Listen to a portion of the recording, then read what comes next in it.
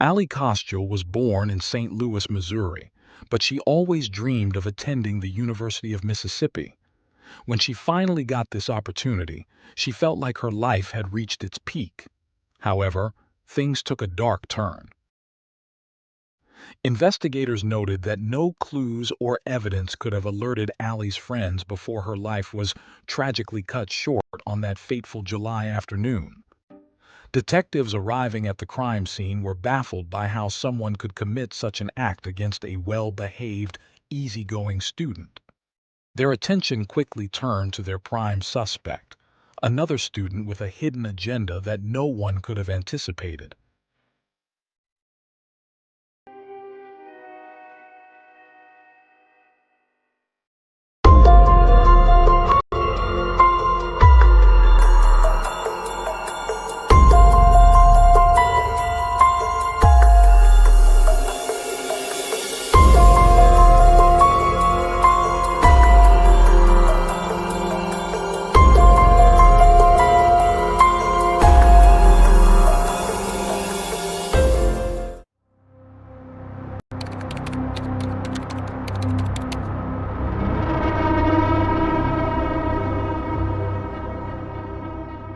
Alexandria Kostyl was born on September 11, 1997, in St. Louis, Missouri.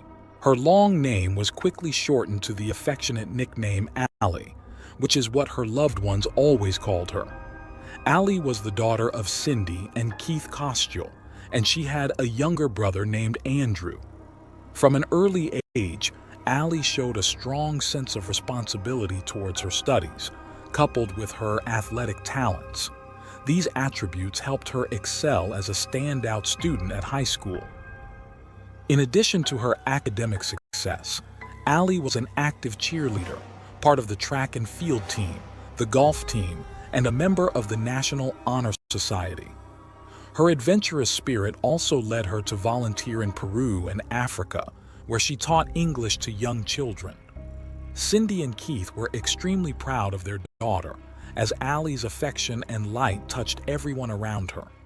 She loved animals and children, often working as a babysitter to earn some money, and her caring nature made her a favorite among families. Allie also enjoyed dog walking and was an enthusiast of yoga and half-marathon running. Her spiritual nature and constant smile made her approachable to everyone. During this period of her life, she formed a deep bond with Maddie Norris. The two became inseparable, sharing dreams and secrets in a way that felt like they had known each other in previous lives. Their friendship was more like a sisterhood, leading to many shared adventures. After graduating in 2016, Allie enrolled at the University of Mississippi to study business administration. She was thrilled to be part of an institution rich in tradition, history, and football. Her parents witnessed the excitement and joy this new chapter brought to her life. Allie also dreamed of meeting a charming Southern boy with whom she could one day start a family. Despite the distance, her friendship with Maddie remained as strong as ever. It was no surprise to her loved ones that Allie thrived not only academically but also socially. She quickly made new, meaningful friendships, including one with Elizabeth, whom she met at a campus party. They shared several common interests, which solidified their close bond. Among the new people in her life, one stood out as particularly special to Allie, driven by her innocent romantic aspirations. She set her sights on Brandon Thiesfeld, a young man just a year older than her from Fort Worth, Texas. Brandon was the son of Daniel Thiesfeld, a medical professional. Brandon enjoyed an idyllic childhood filled with love and all the comforts any child could wish for. Raised in a good Christian family, he had ample opportunities for outdoor activities like hunting and fishing in the vast Texan landscape. As he grew older, he also shone as a football player at his school. Like Allie, Brandon was a student at the University of Mississippi's Business School. They shared mutual acquaintances and even attended some classes together. However, Brandon's temperament was quite different from Allie's. But as the saying goes, opposites attract. According to local records, Brandon was arrested in April 2017 for public intoxication and possessing a fake ID. This wasn't his only brush with the law. He was involved in another incident, though the Oxford Police Department later confirmed that the records of this case were expunged and sealed. Despite these isolated incidents and the generally good conduct Brandon displayed, there was someone who did not find him particularly likable and had reasons for such a perception. Rex Ravita, another student who lived in a dormitory across the hall from Brandon during their freshman year, frequently encountered him. Rex found Brandon's behavior objectionable, considering him a spoiled daddy's boy. According to Rex, Brandon often boasted about his father's wealth and how it could get him out of any trouble, which Rex found particularly annoying. Additionally, Rex had noticed another particularly unpleasant trait in Brandon.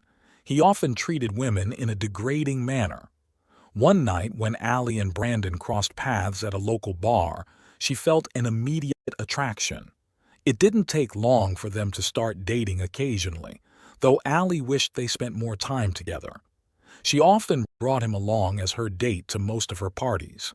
However, to almost everyone observing their developing relationship, it was clear that Brandon wasn't as enamored with Allie as she was with him.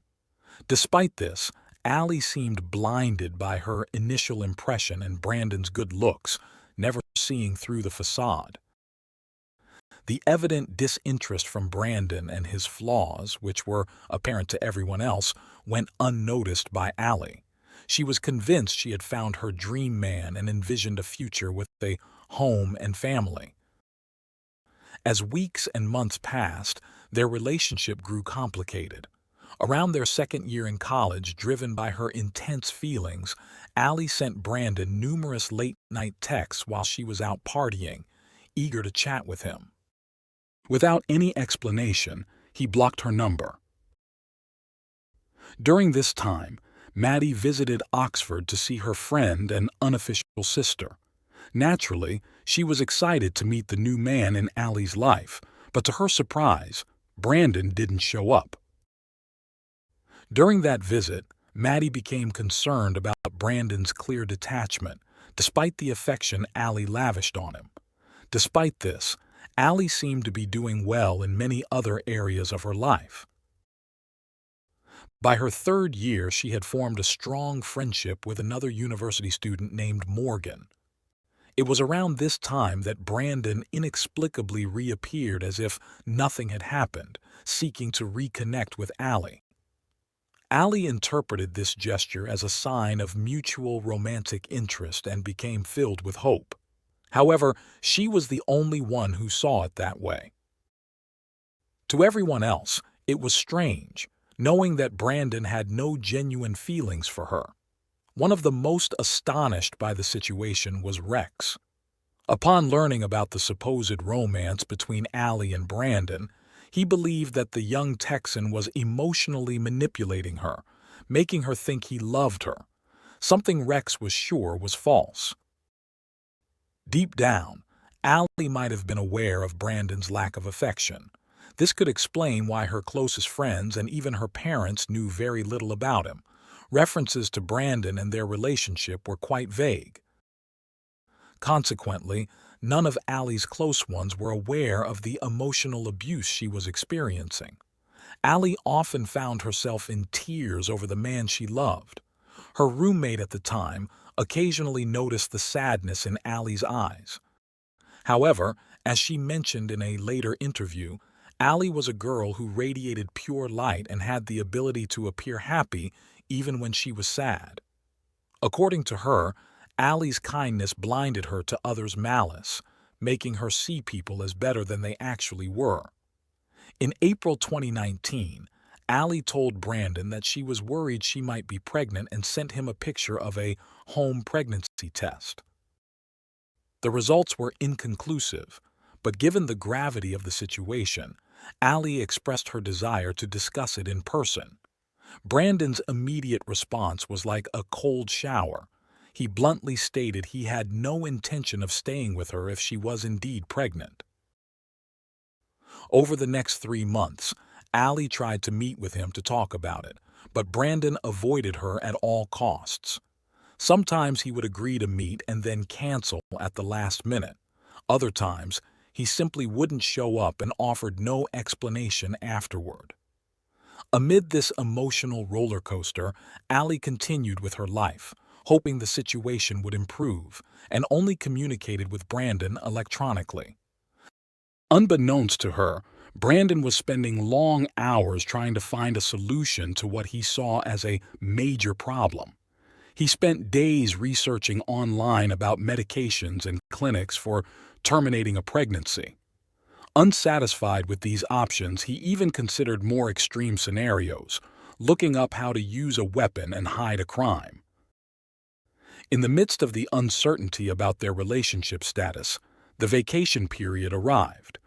Allie decided not to travel back home to Missouri.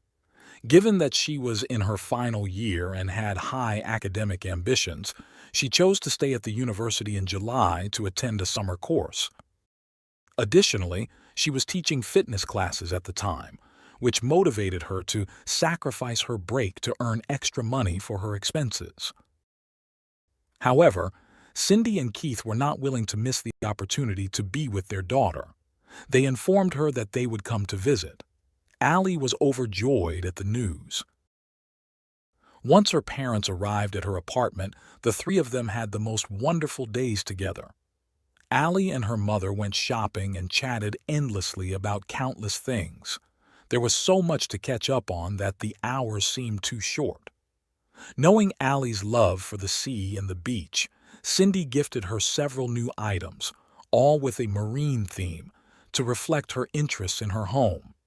Allie, in turn, repeatedly asked her mother to cook her favorite dishes. When it was time to say goodbye in mid-July 2019, Allie wished her parents could stay for at least one more day. As Cindy and Keith headed back home, they comforted themselves with the thought that their next reunion was just around the corner and they just needed to be patient. Shortly after, Brandon contacted Allie via text message. Just as he had done previously, disappearing and reappearing months later as if nothing had happened, this time he requested a meeting to discuss the delicate matter in person. On Friday, July 19, 2019, back in St. Louis, Cindy called her daughter to confirm everything was all right.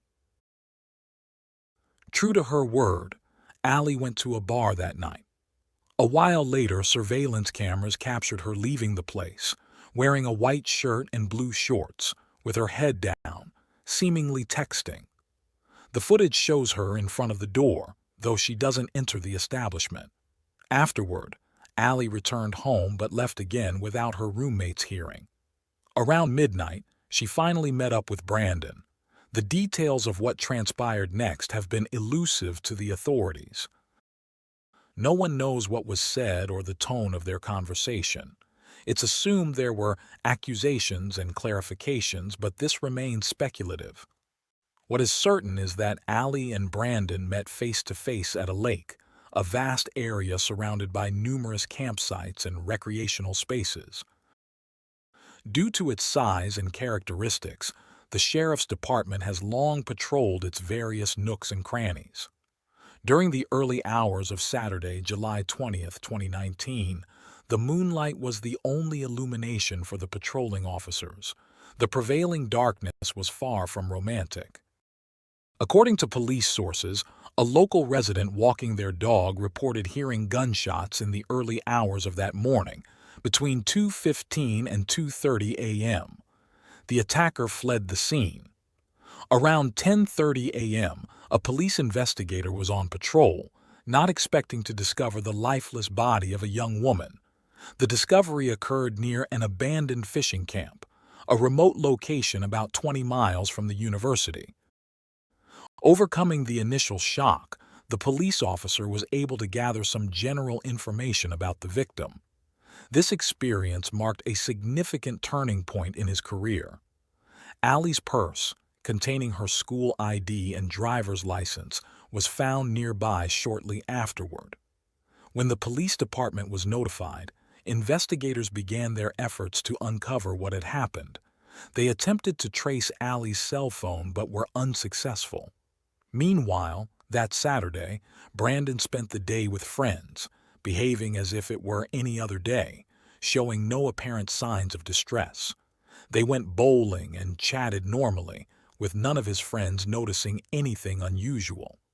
At some point between Saturday and Sunday, Brandon wrote a letter to his parents, revealing his anguish over his actions.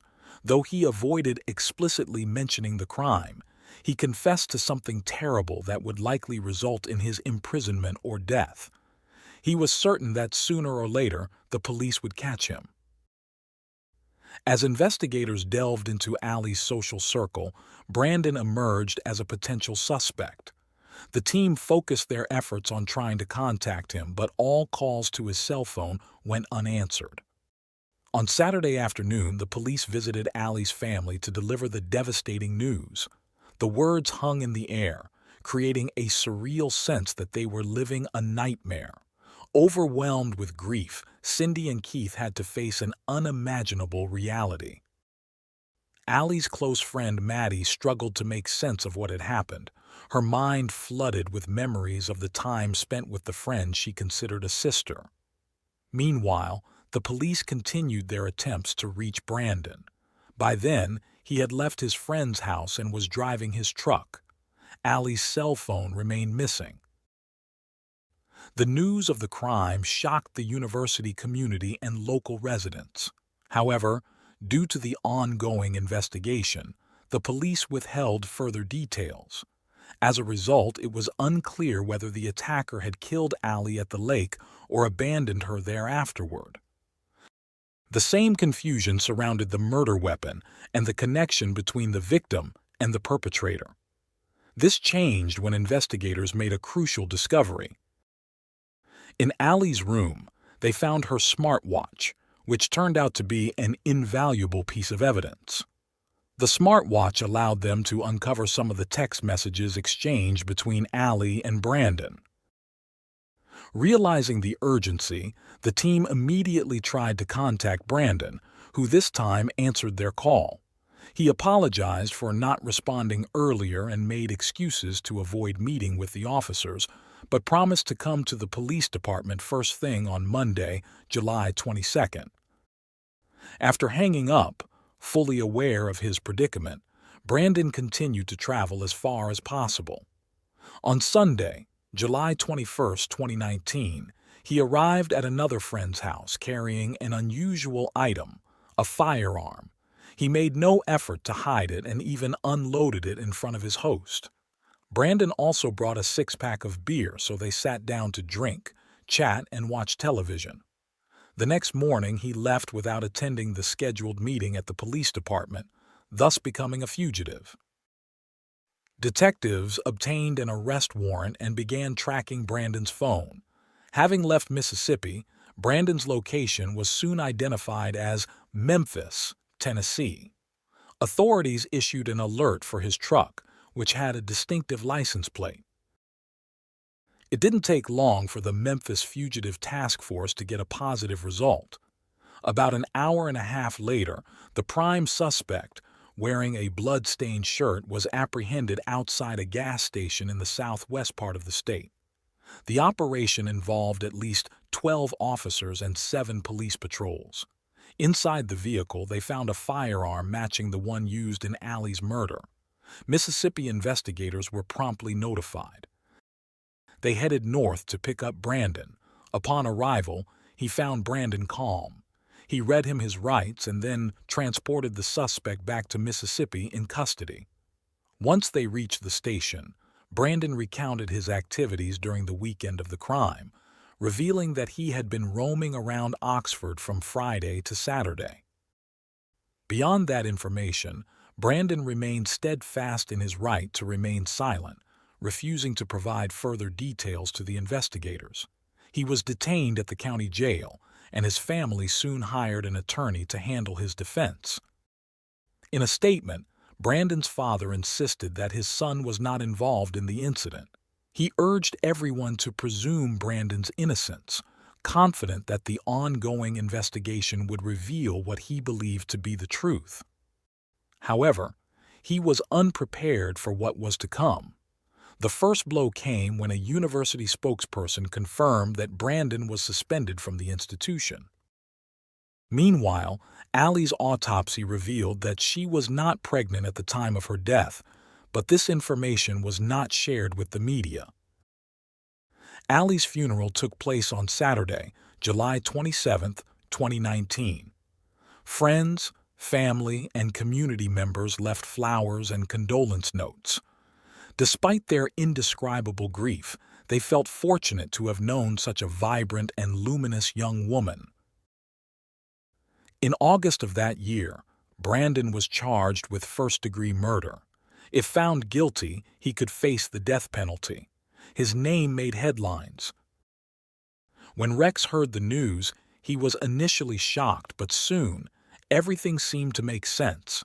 He recalled all the rude and contemptuous comments Brandon had made about various women. For the prosecutors, the case became a textbook example of ignored warning signs in relationships that can lead to tragic endings. They believed that Allie's death could have been prevented. As the search for evidence continued, investigators discovered the letter Brandon had written during that weekend while searching his apartment. The COVID-19 pandemic delayed the start of the judicial process, requiring extra patience from Allie's friends and family. However, the investigators used this time to continue their work, sifting through hundreds of text messages between Allie and Brandon, a daunting task. Meanwhile, the prosecutors continued to build their case, gradually uncovering the details of an unequal love story. A series of facts, previously unknown to those close to the university student, came to light. When the case was finally presented to a grand jury in mid-2021, the evidence included photographs of the gun and bullet casings, as well as the letter. To the prosecutors, this letter was clearly a confession. However, the defense presented a completely different perspective. As Brandon pleaded not guilty, his lawyer argued that the letter was merely a farewell note, as Brandon had contemplated taking his own life at that time. To support this claim, the defense mentioned that Brandon himself had stated he was holding the gun to his head when he suddenly fainted. It was during this moment that the courtroom learned from Allie's autopsy report that she was not pregnant and had no evidence of ever having been pregnant. The revelation caused an unmistakable shock. The trial proceeded until, unexpectedly, in August 2021, just a week before the sentencing, Brandon chose to admit his responsibility for the crime. He and his legal team reached a plea agreement with the prosecution to avoid the death penalty. Instead, he received a life sentence without the possibility of parole. During the sentencing hearing, Brandon addressed Allie's family, apologizing for the immense pain he caused by taking their daughter's life. He acknowledged that his actions had permanently altered the lives of the Kostiel family and his own. He expressed a desire to turn back time and undo his actions, but knowing that was impossible, he sought forgiveness from God and hoped that one day they might find it in their hearts to forgive him. Following Brandon's statement, the victim impact statement was read aloud in court, delivered by Cindy, Allie's mother. In her letter, she expressed regret for not being able to keep her daughter away from Brandon, whom she described in stark terms as a monstrous, heartless, scheming, ungrateful, sinister, violent, and corrupt individual. Cindy also added that Brandon had every opportunity to do good in the world, but chose to do evil. Because of that choice, he would spend every day of the rest of his life in prison. She reminded everyone that it was an atrocious act he committed against a sweet soul like Allie, and predicted that every time the cell door slammed shut, it would be a reminder of what he did and the life he took. Those who knew Allie hold on to the certainty that the actions of her attacker will never extinguish the sweet light she brought into the world. On the contrary, they know that her spirit will live on through the lives she touched, as Allie always strived to make the world a better place with every step she took.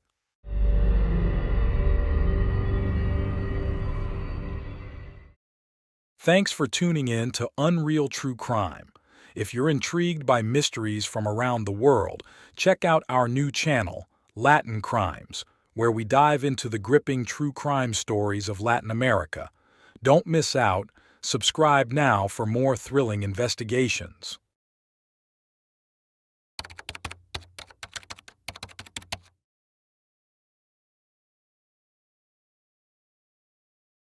In early April 2011, for the first time in years, the shutters of house number 55 on Boulevard Robert Schumann remained closed.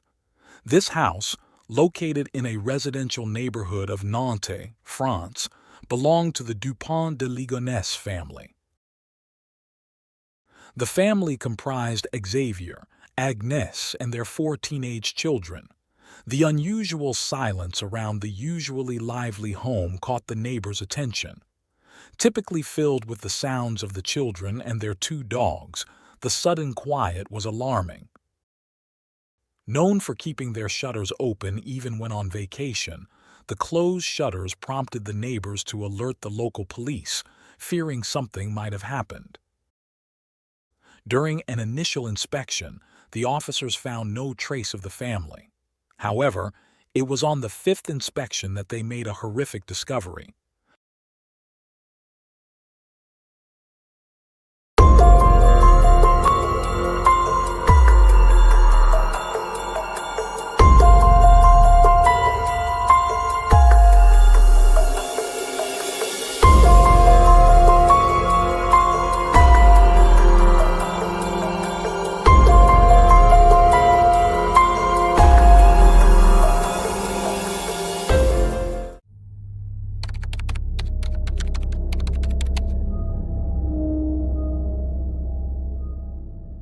Located in the western suburbs of Paris, Versailles is the birthplace of Xavier Dupont de Ligonnès, born on March 9, 1961. He was the eldest son of the French Count Bernard Hubert Dupont de Ligonnès and his wife Geneviève Thérèse Maître. In 1966, the family welcomed a daughter named Christine. When Bernard left his wife for a lover, Xavier assumed a leadership role within his family, taking care of his mother and sister Christine.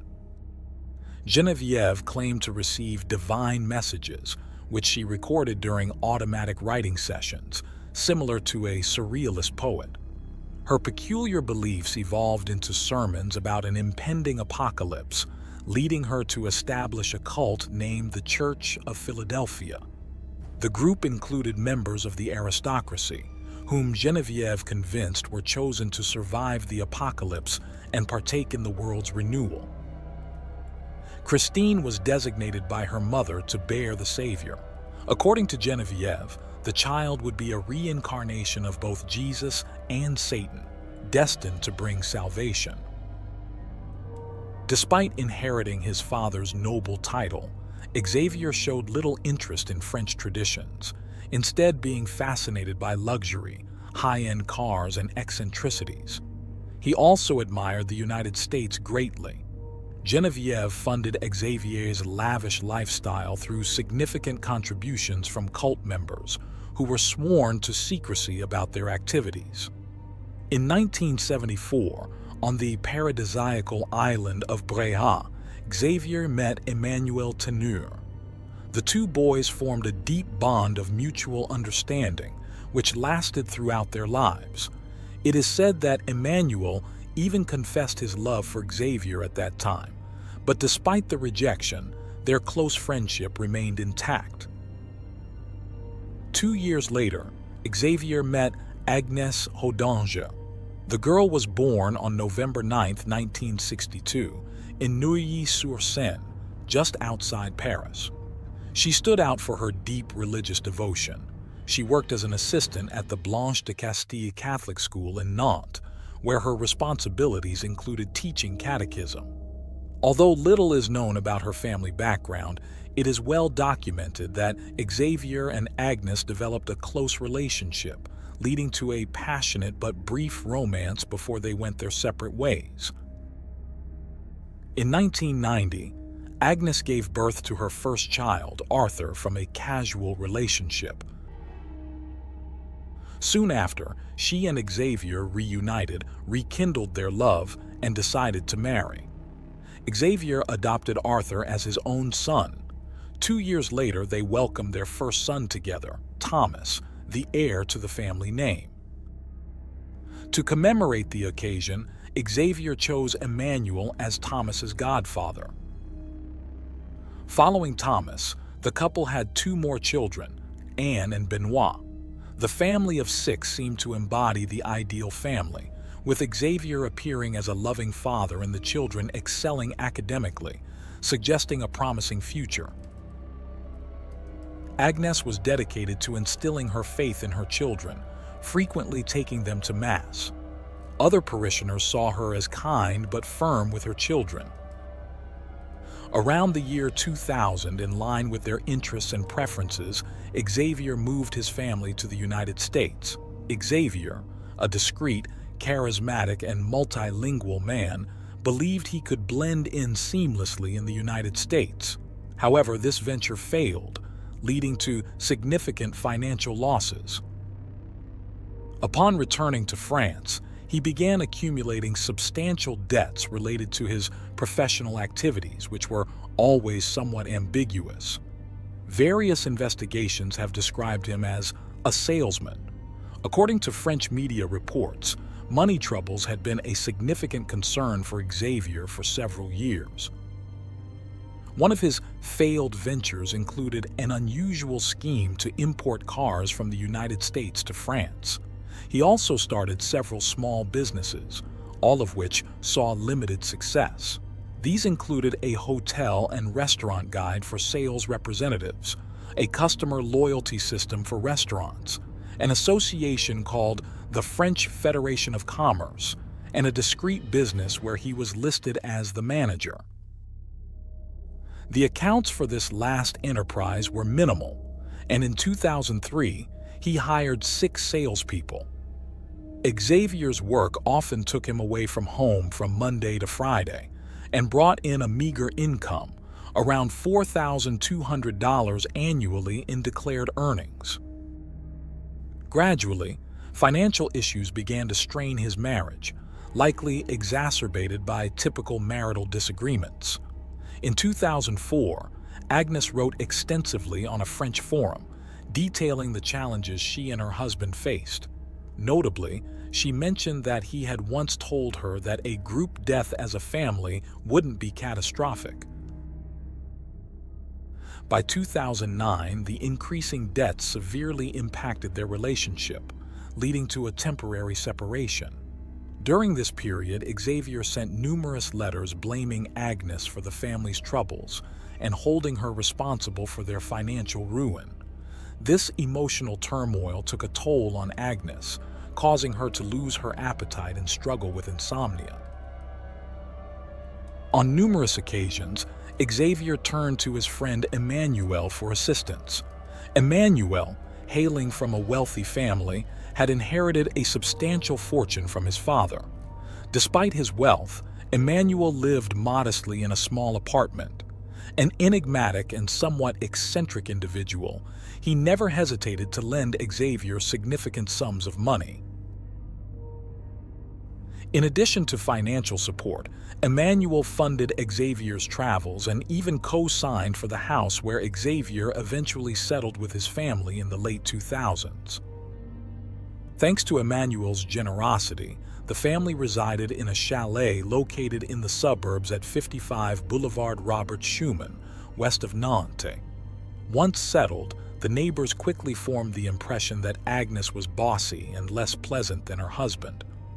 Behind closed doors, Agnes faced a personal hell. She viewed Xavier as both too fragile and paradoxically too rigid, almost militaristic. An old-fashioned man, he played the head of the household but was emotionally distant, lacking tenderness and affection, and sometimes even abusive.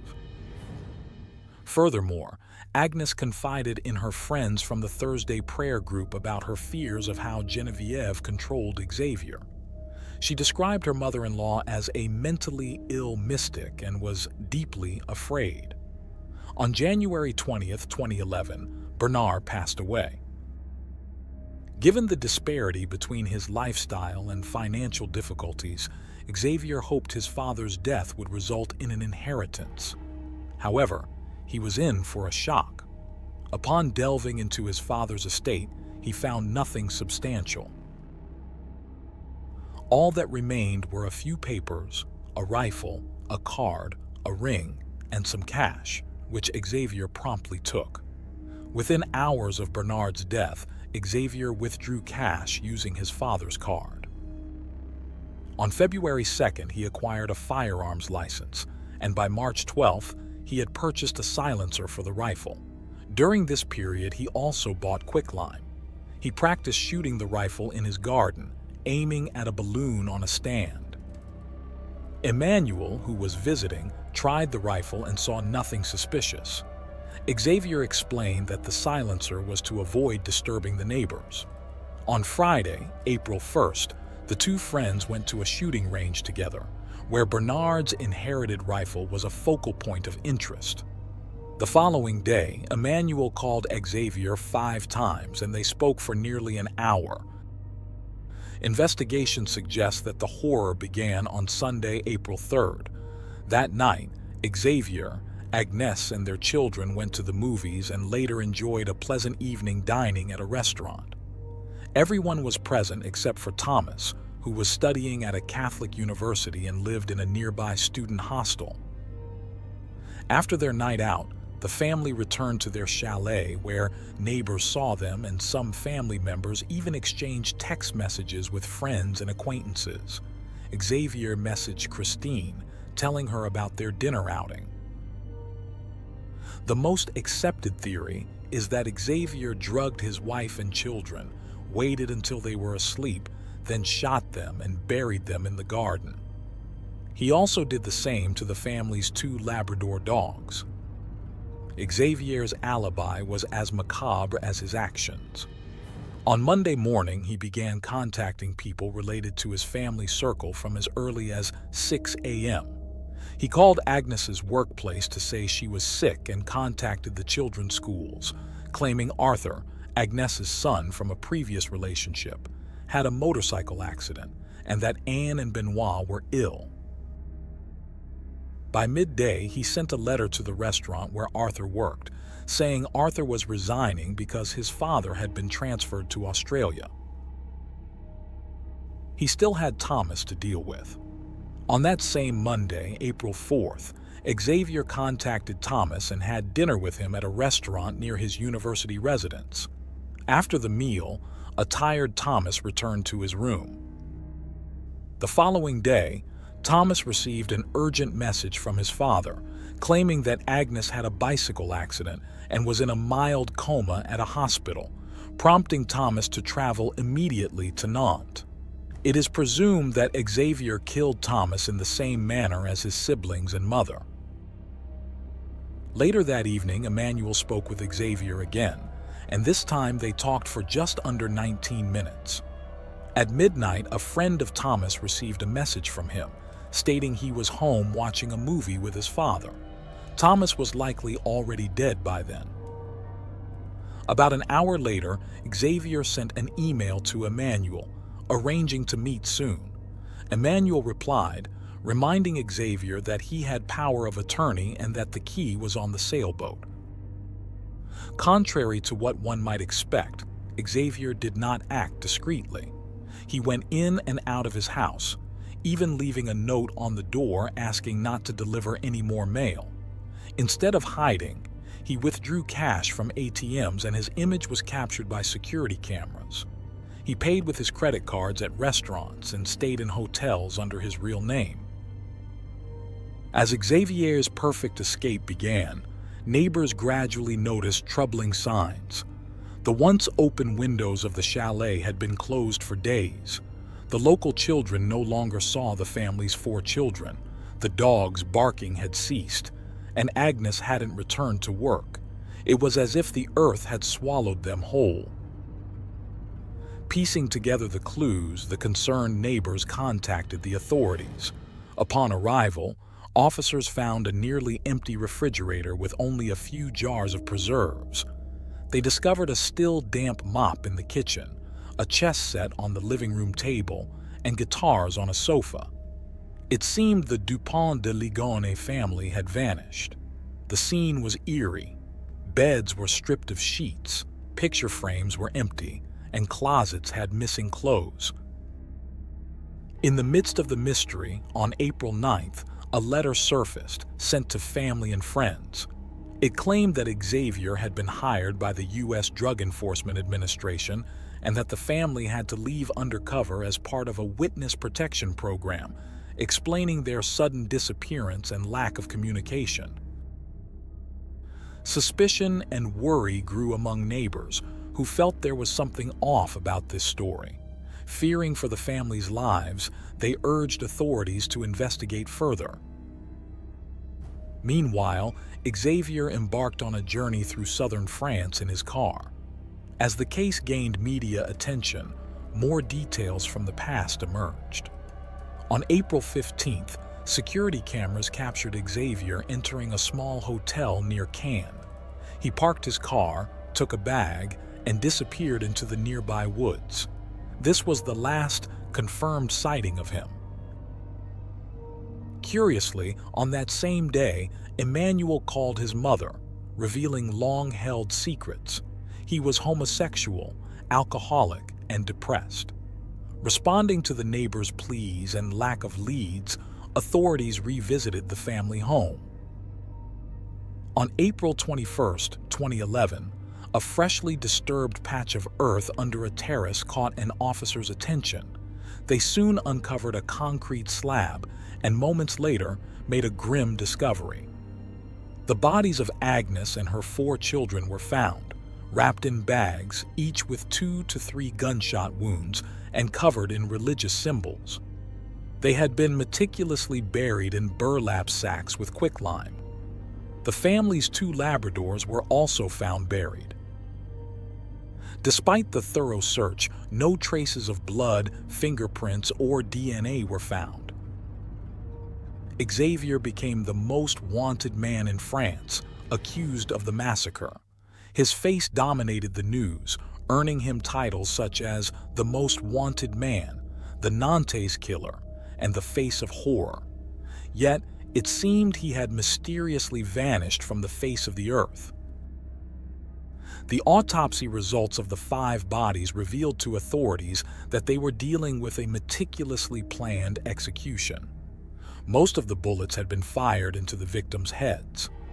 Additionally, traces of a sedative were found in the children, confirming the hypothesis that they were attacked while sleeping. A startling detail emerged regarding Agnes.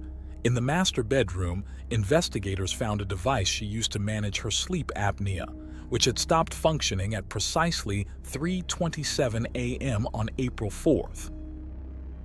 Investigators speculated that Xavier might have hesitated to kill Thomas, as he was the heir to the family name. Due to the close bond between Xavier and Emmanuel, the latter was summoned by the authorities. Emmanuel appeared cooperative during these initial inquiries, expressing his belief that Xavier's disappearance was a sort of pilgrimage before committing suicide. When questioned about the rifle, Emmanuel initially denied knowledge of it. However, deeper investigation into his life revealed inconsistencies, and authorities soon realized that he was not entirely who he claimed to be.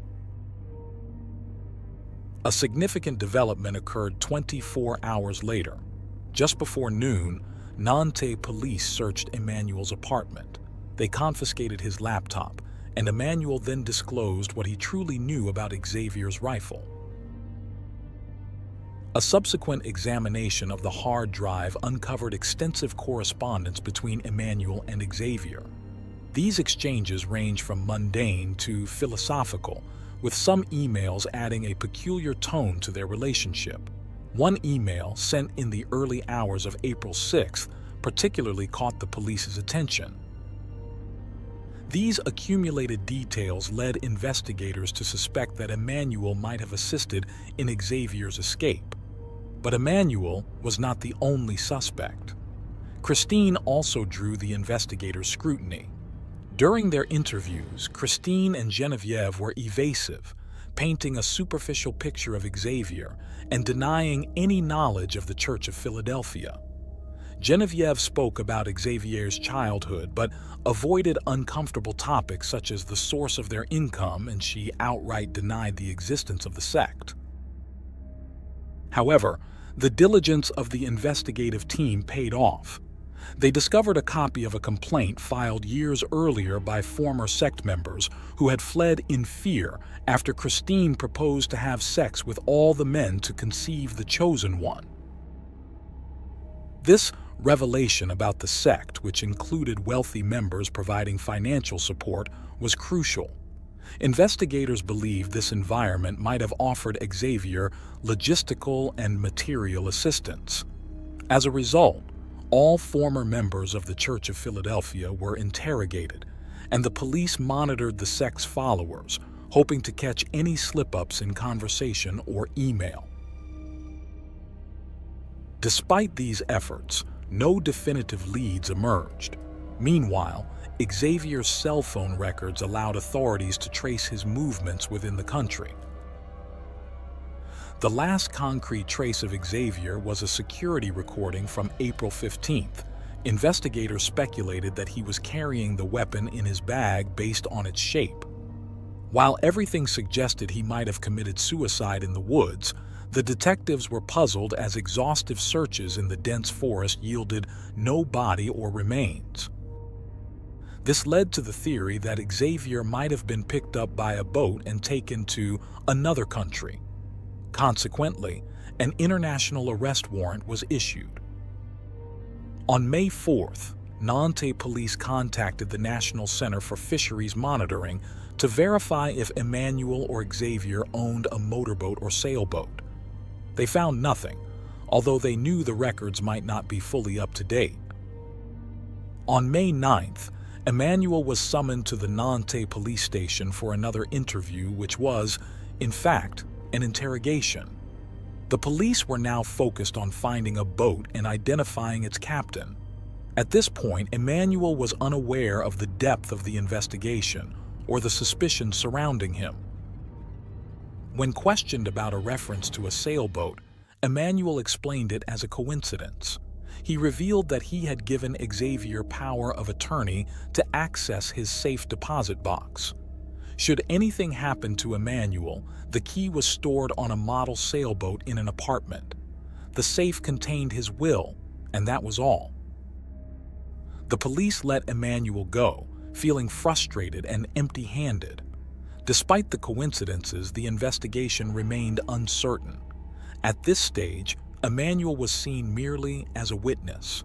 No arrests had been made, and the police debated the point of further interrogating him, though they decided to apply some pressure as he remained the most credible accomplice. A significant detail emerged when investigators reviewed all checks issued to Xavier's company. They found an unusual check for $4,200 signed by Emanuel. The address on the check indicated a previously unknown account in Monaco. An immediate request for the account statements was sent, but Monaco's strict banking privacy laws meant the authorities there would only respond to their own regulatory agencies. On September 28th, 4 police officers visited Emanuel's residence again. After long minutes, Emanuel emerged, disoriented and in his underwear, barely able to confirm his identity. The sparse interior of his apartment was littered with empty alcohol bottles, reflecting a state of deep loneliness. Emanuel had not received any letters or phone calls from his friend, and that was what tormented him. The police no longer saw him as a suspect, but as a castaway, leading them to question if they were following the wrong lead. Xavier had become one of France's most wanted alleged murderers, possibly even globally. In 2015, a journalist claimed to have received a letter from Xavier stating he was alive. Handwriting, DNA, and fingerprint analyses were conducted, but the note did not yield any new information.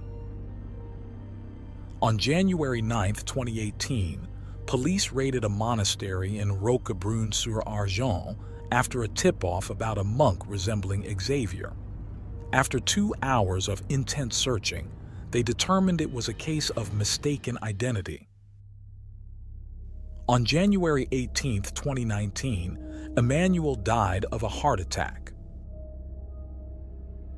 That same year, authorities arrested a man they believed to be Xavier at Glasgow Airport in Scotland.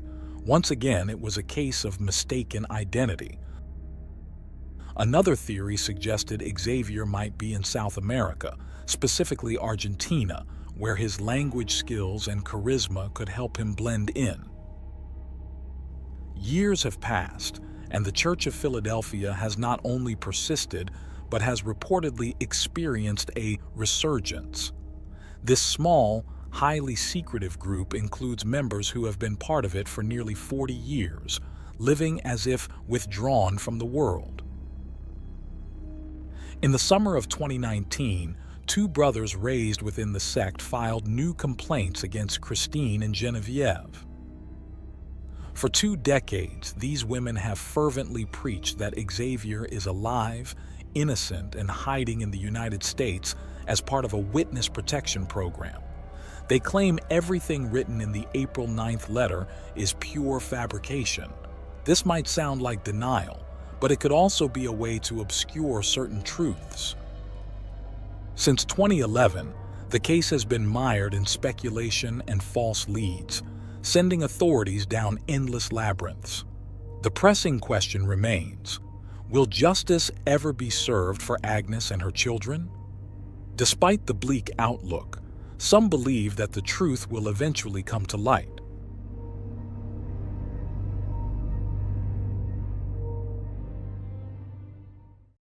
Thanks for tuning in to Unreal True Crime. If you're intrigued by mysteries from around the world, check out our new channel, Latin Crimes, where we dive into the gripping true crime stories of Latin America. Don't miss out.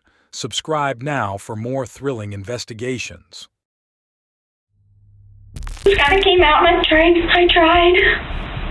tried to hold her and she's breathing. She doesn't have a heartbeat.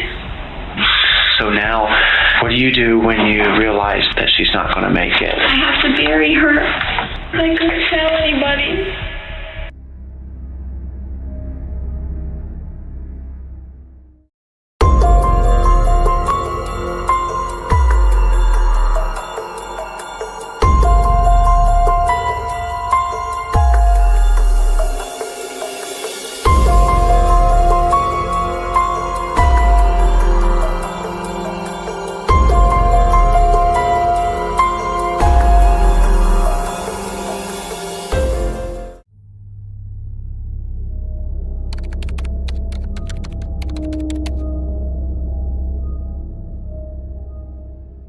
Kim and Scott Richardson had a happy marriage, and their love and commitment brought their firstborn Skylar into the world on March 9, 1999. Later, they welcomed Jackson. Both children grew up in a peaceful environment. Weekends were family bonding times at home. Neighbors often saw them in their backyard, where Kim and Scott would grill food and work in the garden. Skylar and Jackson enjoyed playing with the family dogs, their laughter filling the air. Family celebrations, including birthdays, holidays, and graduations, took place around bonfires in the yard, which had witnessed countless joyful moments. It was a refuge of peace. No one could have imagined that in this backyard, amidst the Richardson family's happiness, an unutterable secret was buried. As Skylar grew older, weight and diet, issues that sometimes hide behind a seemingly perfect facade, played a central role in her life. These concerns became her obsession, leading to unexpected and painful situations. For Kim, the impact of these issues was undeniable. Her worry began in Skylar's early adolescence when her daughter already showed signs of eating disorders. At 12 years old, Skylar was obsessed with calories, refusing to buy gum because it added 5 calories to her diet. She attended high school in Ohio, excelling as a cheerleader. Being a cheerleader required her to be small and agile, traits she had, making her a perfect flyer. This role involved performing aerial stunts and holding complex poses for a few seconds before returning to the ground. However, the pressure to stay thin marked the beginning of Skylar's struggle with her weight. Her obsession with not gaining even a gram led to dangerous behaviors like induced vomiting, but when the cheerleading season ended, Skylar would binge eat. She then subjected herself to severe fasting periods. Discussing her weight was a taboo topic in the family, and Skylar's extremely reserved nature made addressing the issue difficult. The Richardsons sought professional help, including doctors, therapists, and nutritionists, but no intervention seemed to ease her suffering. Skylar was diagnosed with body dysmorphia, a disorder characterized by an obsession with perceived physical flaws. Amid her dissatisfaction with herself, she became increasingly reserved and kept numerous secrets, deeply worrying her parents. However, from the outside, everything seemed perfect at home. Skylar was seen as a beautiful and popular young woman during her high school years, excelling as a cheerleader and radiating vitality and joy in her school community. Her younger brother Jackson was on the football team at the same school, which contributed to the Richardson family's reputation as exemplary. In late July 2016, just before her senior year of high school, Skylar started a relationship with a friend's cousin, but it ended quickly. However, in January 2017, she found a new love, Brandon, a junior at her school. Skylar seemed happy and even appeared to be gaining weight, which gave her family hope. This change suggested that Skylar had her eating disorder under control. Her choice of a form-fitting dress for prom and her healthy appearance increased her parents' confidence in her well-being. In March, Skylar even went on a family vacation, wearing a 2-piece bikini showing some curves. Skylar and Brandon's relationship seemed to be going well, and her mother's concerns led her to address a sensitive topic: pregnancy. Kim wanted Skylar to take measures to protect herself, so she took her to the gynecologist in April. At this point, Skylar was 18 years old, so she went into the exam room alone. What should have been a routine visit for a contraceptive prescription turned traumatic for Skylar. Her tears as she left the office indicated something troubling, but Kim assumed it was due to it being her first visit, which can be emotional and somewhat invasive for a reserved girl like her daughter. Little did her mother know that the cause of her tears was a shocking revelation. The doctor informed Skylar that she was pregnant, and not just newly pregnant. She was already 8 months along. Skylar desperately asked the doctor to keep this secret as her parents couldn't know. 9 days after the gynecologist visit on May 5, 2017, Skylar attended prom with Brandon. Despite being in her advanced pregnancy, her form-fitting dress fit her surprisingly well. It's worth noting that she had tried on the same dress in February, and it fit the same 3 months later. Apparently, she hadn't gained any weight in those 90 days, which is highly unusual for someone so far along in pregnancy. Perhaps that's why no one noticed the secret that was about to change her life forever. Less than 48 hours after attending prom, nature took its course, and it was time for the baby to be born. In the early hours of May 7th, Skylar gave birth to a small baby girl in the bathroom of the Richardson home. The newborn, apparently lifeless, became a dark secret that Skylar feared her parents would discover. In a panic, she decided to bury the baby in the backyard of their home. No one knew about this incident.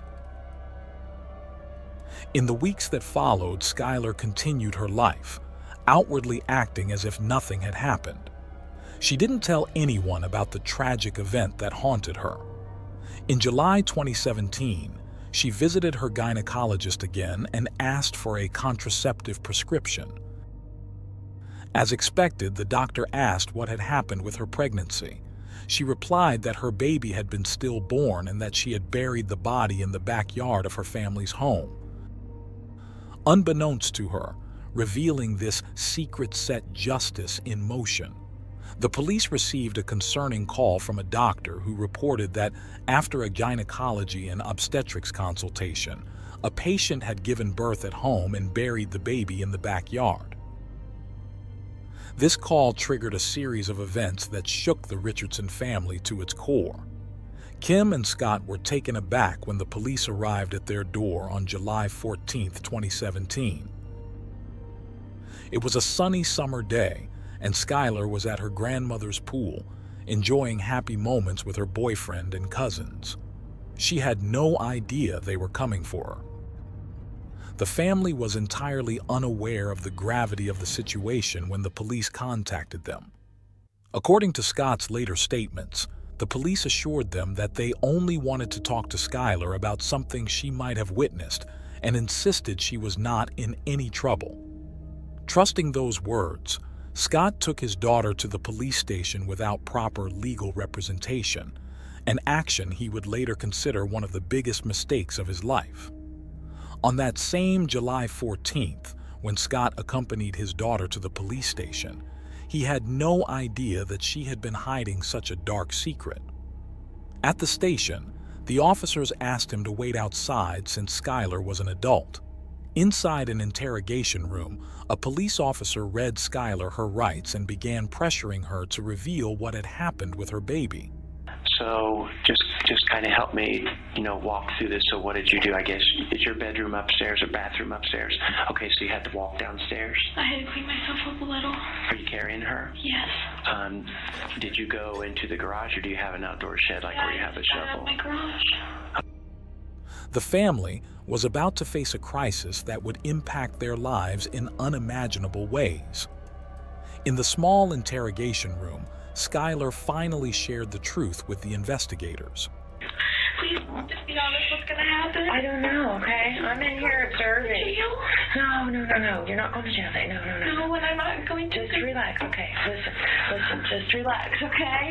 I don't want to go to jail. I know you don't. Just relax, I don't have to go to jail, though, right? Listen, I understand that you're sorry, and I understand that you're upset, and I understand that you didn't want this to happen, okay? Just take some deep breaths, okay? Things will be okay. I don't have to go to jail. You're not going to jail. In the early hours of May 7th, Skylar faced the unimaginable alone in her bathroom. She gave birth to a baby who showed no signs of life. She held the newborn for hours, hoping for a miracle that never came. Resigned to the heartbreaking reality and ensuring not to wake her family, she quietly buried her daughter in a makeshift grave in their backyard using a small garden trowel. During a tense interrogation that followed, the investigator eventually disclosed to Skylar's parents, Scott and Kim, the grave reason for their daughter's questioning.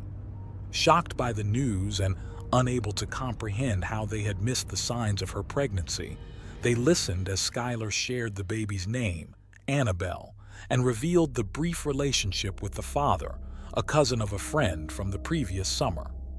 This revelation devastated her mother, Kim, who later expressed her anguish over the pain Skylar had endured alone. As the family absorbed this new reality, investigators were already moving towards their home to dig deeper into the case, unbeknownst to them.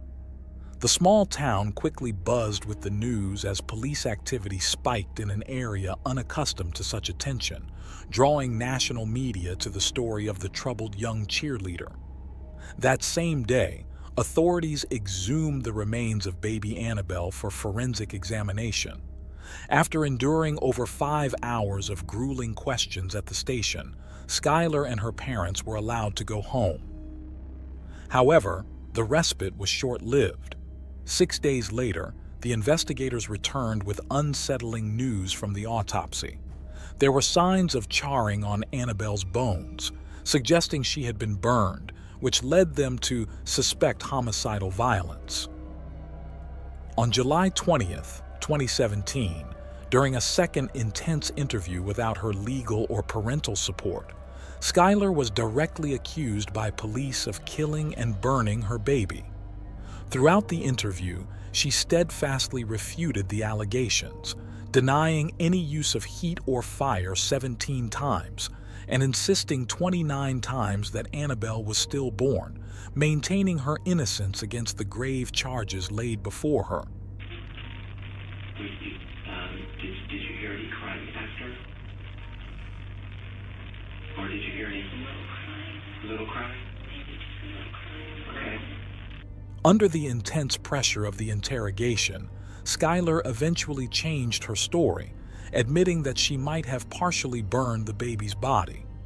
When asked if the baby had made any noises at birth, she hesitantly mentioned that there might have been a sound. After an hour of intense questioning, the detectives decided they had enough to arrest her and charged her with reckless homicide, suspecting the baby had suffocated. Skylar was released on bail, but this was just the beginning of her legal battles. The prosecutor publicly laid out the charges: aggravated murder, which could lead to a life sentence, involuntary manslaughter, child endangerment, and abuse of a corpse. He argued that Skylar's actions were driven by her family's desire to maintain a perfect facade. Despite these heavy accusations, Skylar's parents, Kim and Scott, remained determined to clear her name with the help of their lawyers. Scott voiced his frustration over how the police had misled them from the beginning, telling them Skylar wasn't in trouble, only to detain her and search their home for evidence once they brought her to the station. Kim described the ordeal as a nightmare, noting how Skylar's arrest reignited her struggles with eating disorders and psychological stress. The legal drama attracted intense media scrutiny and public speculation, resulting in a gag order, although by then the Richardsons were already facing widespread criticism and hostility. Online and outside their home, the family endured harsh criticism, protests, and threats, feeling under constant surveillance and harassed by people who distorted their images online. Amid this turmoil, they hired experienced defense attorneys who contended that Skylar's confession was coerced. The case took a twist when the pathologist who initially reported charring on the baby's remains withdrew her statement, confirming there was no evidence of burning. Despite this new evidence, the prosecutor stood firm on the charges, insisting on the validity of Skylar's initial admissions during the interrogation. However, the defense succeeded in getting Skylar placed under house arrest. At home, surrounded by books and her dogs, she tried to find some peace under a pine tree where her parents had placed an angel ornament at the burial site of her baby, whom she called Angel. In a reflective interview, Scott explained that from Skylar's perspective, she was handling the sudden and tragic event the best she could, believing the baby was stillborn. He detailed how she tenderly placed the baby in the ground and marked the spot with a flower. As time passed, her dreams of attending the University of Cincinnati had to be put on hold. The uncertainty of her future weighed heavily on her and her family. However, the prosecution viewed this as her undergoing the justice process that was deemed necessary, aiming to seek justice for the baby. The case itself was fraught with tension and division. Kim, Skylar's mother, voiced her frustrations with the legal process, feeling that the defense's points were completely disregarded by the prosecution, which she found to be exceedingly cold and dismissive. The prosecution maintained that an innocent life had been unjustly taken, and it was their duty to seek reparation. In July 2019, the case took an unexpected turn when the prosecutor offered Skylar a deal: drop the aggravated murder charge if she pleaded guilty to the remaining charges, thus avoiding a trial but still facing up to 15 years in prison. This proposal brought immense anguish to the Richardson family, but ultimately, the decision rested with Skylar. On one decisive Sunday morning, Skylar resolved not to plead guilty to crimes she maintained she did not commit. She chose to let a jury decide her fate at trial. 2 years after the distressing events, the trial began on September 3, 2019. The prosecution started with a startling revelation, quoting a text message from Skylar to her mother that exposed her troubled emotional state shortly after she secretly gave birth and buried the baby in the backyard. The prosecution also displayed a selfie Skylar had taken at the gym that same day, using these pieces to argue that Skylar had no intention of keeping the baby. Although proving the baby was born alive was a challenge, the prosecution contended that Skylar's own admissions during interrogation supported their case. Witnesses for the prosecution testified that Skylar had seen the baby's arms move and heard her make sounds, suggesting life. They also claimed Skylar might have inadvertently harmed the baby. Moreover, they accused her of trying to burn the baby's remains.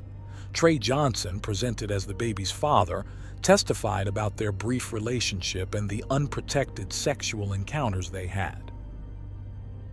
When it was time for the defense, Skylar's lawyers argued that she had been subjected to overly aggressive questioning, leading to a coerced confession. They disputed the assumption that she had attempted to burn her baby, noting that the forensic expert who initially supported this claim had later withdrawn it. They presented evidence of Skylar's significant weight fluctuations due to her long-standing battle with anorexia, which they claimed was exacerbated by her mother's pressure to remain thin. During the trial, the doctor who performed the autopsy testified that the baby died from homicidal violence of undetermined origin. Yet, under cross-examination, she admitted there was no physical evidence to support a live birth, or that Skylar had directly caused harm to her child. Witnesses for the prosecution also acknowledged the lack of physical evidence of a live birth, with no trauma or burns found on the baby's remains.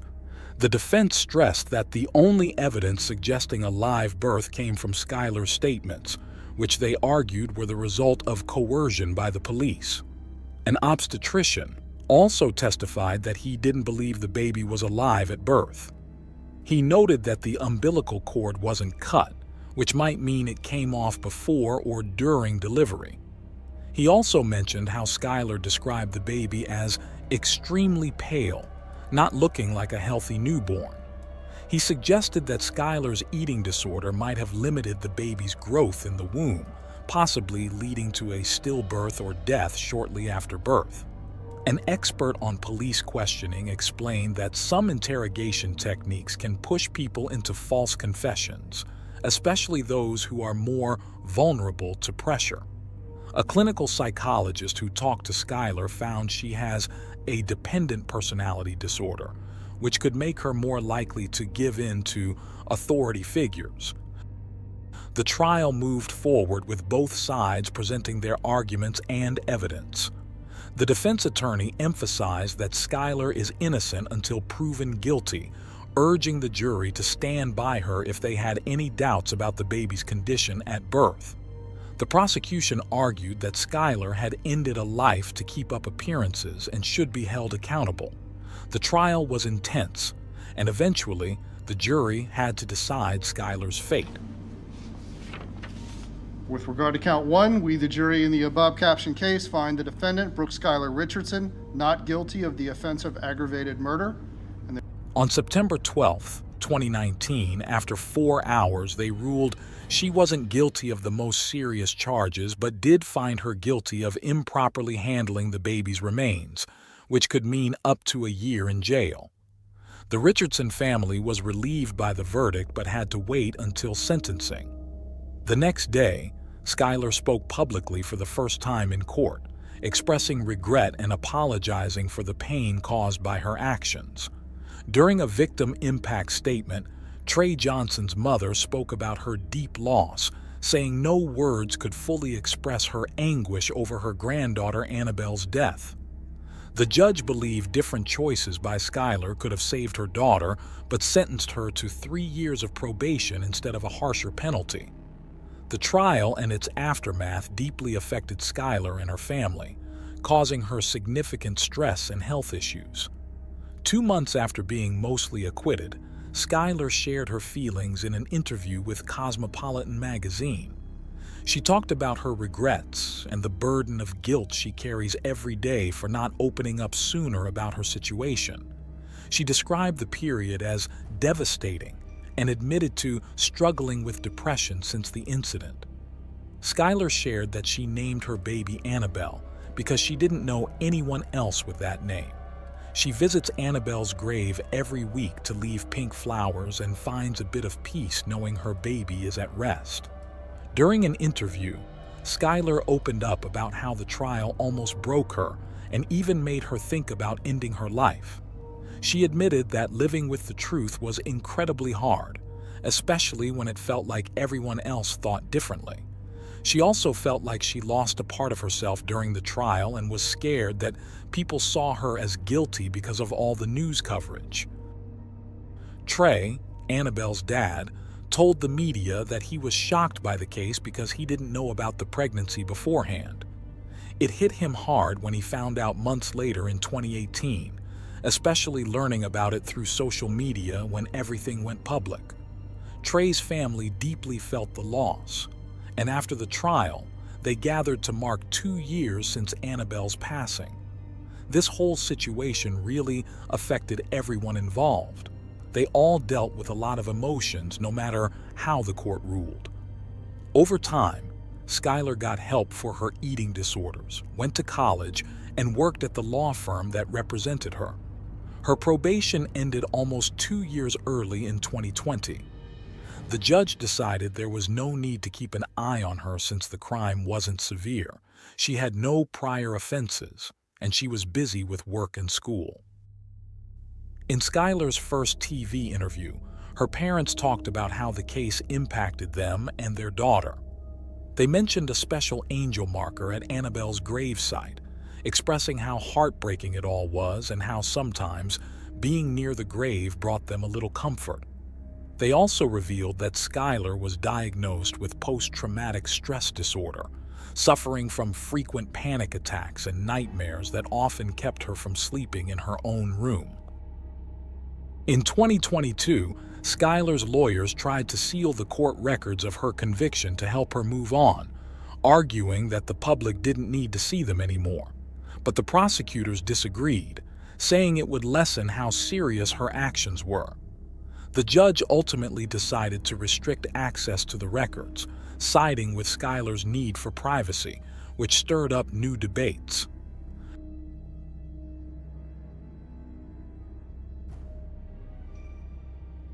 Thanks for tuning in to Unreal True Crime.